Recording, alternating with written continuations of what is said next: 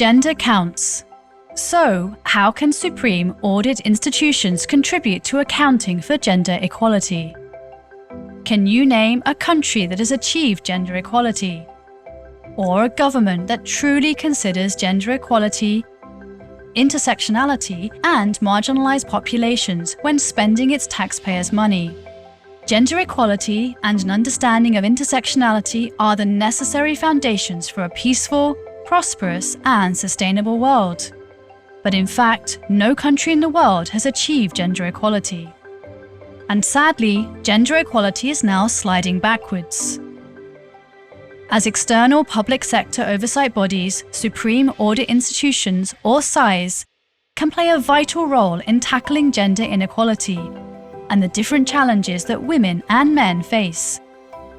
To add value and benefits for all, SAIs need to apply a gender lens within the SAI as well as in their audit work. So how do SAIs become gender-responsive organizations?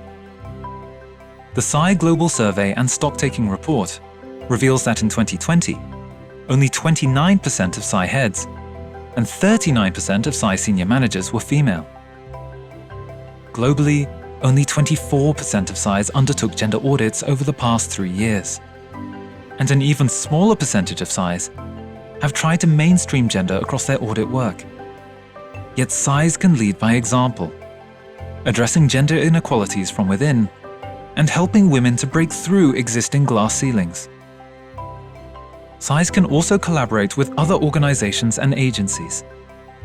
The Inter-SAI Development Initiative, or IDI, supports SAIs in becoming more gender-responsive organizations and in contributing to gender equality through their audit insights and recommendations.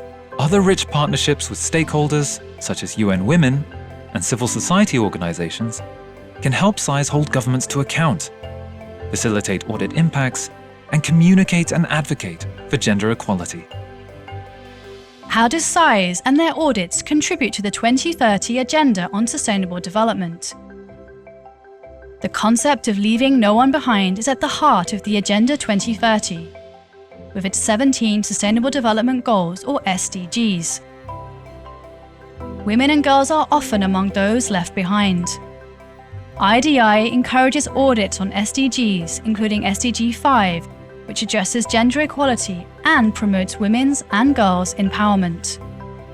For instance, in 2018, 16 SAIs from Latin America and the Caribbean, plus the SAI of Spain and the Audit Office of Bogotá, reviewed how governments were prepared to implement SDG 5. Among them was SAI Costa Rica. As a result of their audit, the SAI asked the Costa Rican government to develop guidelines and conduct studies to accelerate gender action, and to improve the integration of SDG 5 targets into national planning. Today, the country has met more than half of those audit recommendations. And what about auditing gender-based violence, which is also addressed in SDG 5? Globally, 1 in 3 women experience physical or sexual violence, mostly inflicted by an intimate partner. Emerging data shows that the COVID-19 pandemic has exacerbated the situation. Gender-based violence bears huge personal, social, and economic costs. But have governments accounted for the increase in gender-based violence in their resource planning and spending? Some SAIs have been assessing gender-based violence in their countries. In an ongoing audit, the SAI of Uganda will assess the country's institutional framework in intimate partner violence and how it's being implemented. The fact that a SAI is bringing this issue to the fore is a significant step. And in Fiji, in 2019, the SAI tabled an audit report in Parliament on the coordination of actions on elimination of violence against women.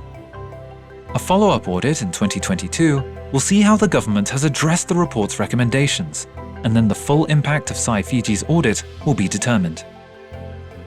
So how do we continue to work towards gender equality?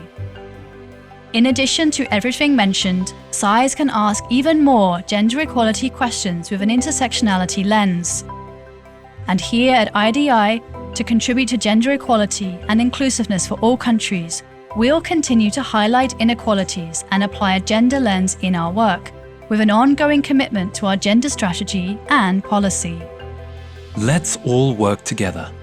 We need to grow the list of governments that genuinely consider gender equality, intersectionality, and marginalized populations, to grow towards a world where women are not limited because they are women, towards a future where gender doesn't limit anyone, where no one gets left behind. It's time.